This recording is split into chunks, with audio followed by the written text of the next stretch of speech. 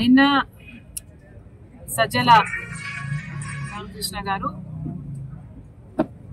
మహిళలని ఎవరైతే ఏ మహిళలైతే కడుపు మంటకు గురై దేశీయ రాజధాని అని ఎలా అయితే వాళ్ళకు అవమానం కలిగించినట్టు భావించి ఎంతమంది అయితే ఉద్యమించారో వాళ్ళ మీద ద్వేషం చిమ్ముతూ సజ్జల గారు చేసిన వ్యాఖ్యలు వారు పిశాచులని రాక్షసులాగా ప్రవర్తిస్తున్నారని ఇంకా చాలా నీచంగా సంకర జాతి అని చాలా నీచంగా మాట్లాడటం జరిగింది.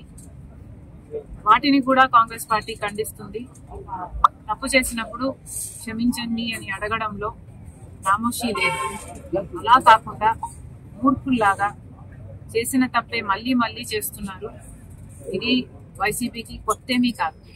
ఇదే సజ్జల గారు, ఇదే సజ్జల రామకృష్ణ రెడ్డి కొడుకు కూడా భార్గవ్ గారు కూడా నన్ను కూడా వదిలిపెట్టకుండా నా మీద కూడా ఒక సైన్యం సోషల్ మీడియా వేదికగా పనిచేశారు.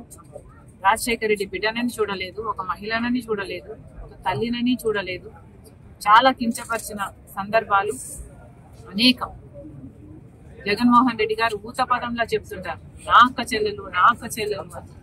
మరి అలాంటప్పుడు జగన్మోహన్ రెడ్డి గారు ఆలోచన చేసుకోవాలి, వైసీపీ పార్టీ ఆలోచన చేసుకోవాలి. ఈ సొంత అక్క చెల్లెలకి మర్యాద లేదు.